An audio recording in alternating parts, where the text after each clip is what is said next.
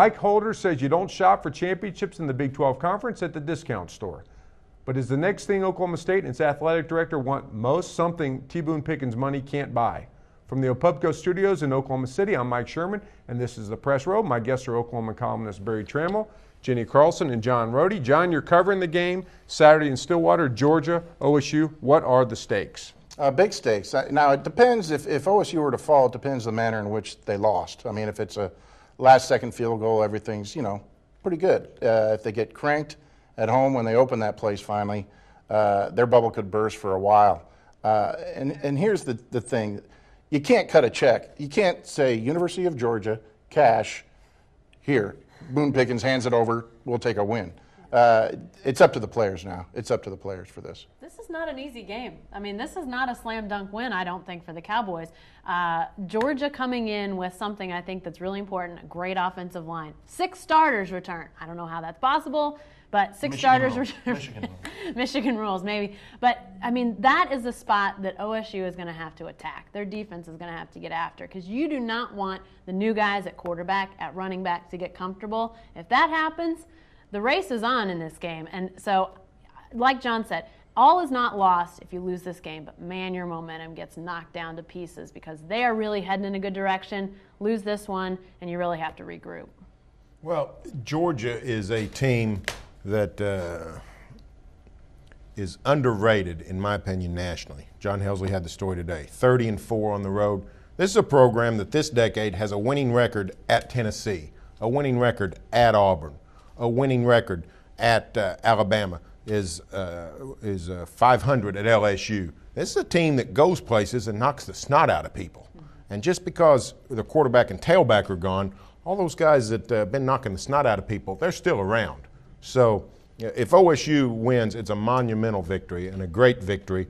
It is a huge loss if they lose, though. I mean, John's right. If they lose, it will deflate their bubble, I think, to some extent. It will take them out of the national title or national conversation. People have Oklahoma State ranked 9th in AP, and people are talking about them. Won't have much conversation if they lose this game.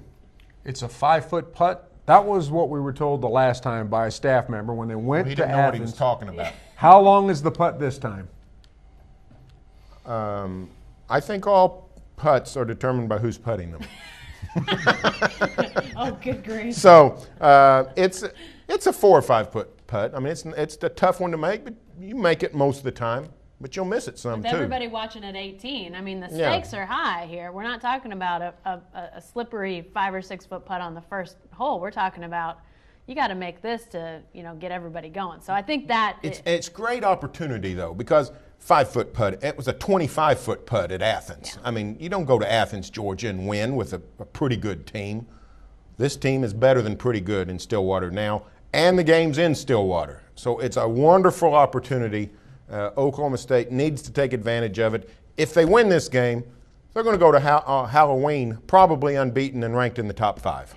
Jenny, has Boone Pickens provided Mike Gundy and the Cowboys with everything they need to compete for championships? It sure looks like it. I mean, if you guys have been toured around, and I think we all have, and seen the new facilities, I can't think of anything that they're lacking, from their training room to their locker room to their weight room. I mean, they built what they built right. They put things where they needed to be. They went with the scope and the depth and the kind of equipment that they really should have. It's all top end. So they have got physically at the facility everything that they could possibly need. I can't imagine that there are any bells and whistles that they forgot. And at this point, that to me, and we've written about this and we probably talked about this too, that to me is the thing that you can get recruits there. If you can get them to Stillwater and sort of show them this facility, I think that can offset maybe some of the things that OSU doesn't have going for it. Being a little farther removed from Tulsa and Oklahoma City, being away from a city, maybe not having that long-standing winning tradition. If guys go there and see that, I mean, that's going to be a huge selling point. And then they're in the door, and then you can start to close the deal on some of these guys. Well, let's just hope they can find some defensive players who like the bells and whistles. The offensive guys love the place. They got to get some defenders up there, and that's the biggest question. Bricks and mortar already taken care of, but one side of the ball is missing. And how much, Barry, I think it's exactly how far they'll go this year. Well, yeah, no, not good news this week when Ori Lemon goes down. So I heard Booker was about to take him over Booker's anyway. a good player. But the Booker's a depth good is- player, but you still, I mean, Ori Lemon's a senior who's been around forever and played well. So it's been a bad week in Stillwater, actually, with 2 losses, Jamal Mosley and Ori Lemon, plus Parrish Cox gets in the hot water from last weekend. So a little bit of a shaky rundown to the kickoff. And one thing that OSU does not have that Bob Stoops likes to talk about, those Big 12 championships aren't going anywhere. That's something not in the new facility.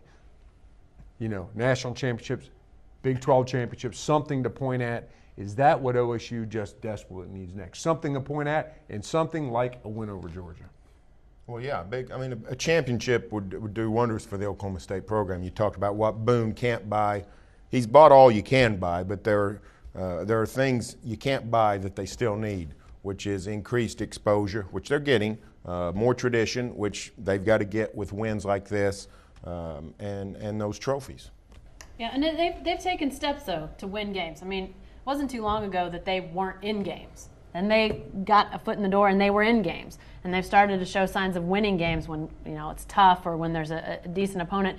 But they need to take the next step and make that a regular occurrence. Don't make it something that people go, oh, wow, OSU won a big game. Win big games all the time. That, to me, is the next step for this program. And the clock is ticking. College basketball is basically, in some instances, like Kentucky this coming year, it's one and done. I mean, you got some one and done players. Your chance at a title is that year. In a way, that's the way it is at OSU, guys, because they lose a lot of talent next year to the draft. Some NFL players that haven't frequented that place in a while, they're gone. This is the year. The clock is ticking. Next year could be a 500 proposition. Thanks, guys. That's all for the press row, but you can stay with the best coverage team anywhere, every day at News OK and every morning in the Oklahoman.